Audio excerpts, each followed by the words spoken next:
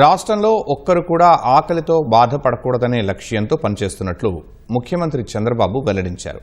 అన్నా క్యాంటీన్ల ద్వారా 5 రూపాయలకే భోజనం అందించడం అందులో భాగమేనన్నారు. ఈ ప్రజా ఉద్యమంలో అందరూ భాగస్వాములు కావాలని పిలుపునిచ్చారు. ముఖ్యమంత్రి చంద్రబాబు 76వ జన్మదిన వేడుకలు నిరాడంబరంగా చేసుకున్నారు. భార్య భువనేశ్వరితో కలిసి విజయవాడ పటమట అన్నా క్యాంటీన్ను సందర్శించారు. పేదలకు అల్పాహారం వడ్డించారు. తర్వాత వారితో కలిసి సీఎం దంపతులు టిఫిన్ తిన్నారు. క్యాంటీన్కు వచ్చిన వారి ఆర్థిక పరిస్థితి, యోగక్షేమాలు తెలుసుకున్నారు. ప్రభుత్వ సంక్షేమ పథకాల అమలు తీరును ఆరా తీశారు. పటమట ప్రాంతానికి తరలివచ్చిన జనం హ్యాపీ బర్త్డే సీఎం సార్ అంటూ శుభాకాంక్షలు చెప్పారు. వారందరికీ సీఎం నవ్వుతూ అభివాదం చేశారు.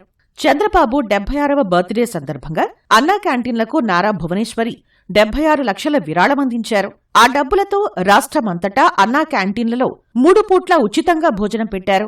ఇదే స్ఫూర్తితో ప్రజలు ముందుకు రావాలని సీఎం పిలుపునిచ్చారు. రాష్ట్రంలో ఏ ఒక్కరూ అన్నం లేక ఇబ్బంది పడే పరిస్థితి ఉండకూడదన్నారు. ఇక్కడ అన్నా క్యాంటీన్కి వచ్చి ఉదయం అందరితో కలిసి బ్రేక్ఫాస్ట్ చేయడం చాలా సంతోషాన్ని ఇస్తా ఉంది.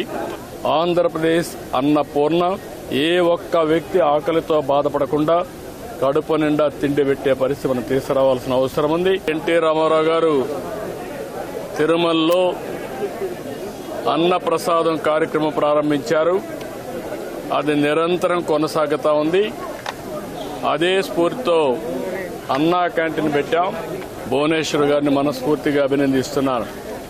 ఈరోజు నా పుట్టినరోజు సందర్భంగా 76 లక్షల రూపాయలు రాష్ట్రం మొత్తం అన్ని అన్నా క్యాంటీన్లో ఫ్రీగా 3 పూట్ల భోజనం పెట్టడానికి ముందుకు వచ్చారు.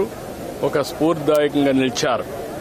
ఈరోజు నేను ఒకటే ప్రజలందరికీ విజ్ఞప్తి చేస్తున్నా, ఇది ఒక స్ఫూర్తిదాయకమైన కార్యక్రమం. అన్నదానం అన్నింటికంటే మహాపవిత్రమైనది. మీకు తోచిన విధంగా అన్నదాన కార్యక్రమంలో మీరు భాగస్వాములు కావాలని పిలిపిస్తున్నా. పేదల కడుపు నింపే అన్నా క్యాంటీన్లను గత ప్రభుత్వ హయాంలో మూసివేయటం దారుణమని చంద్రబాబు అన్నారు. గడిచిన ప్రభుత్వాన్ని చూశాం.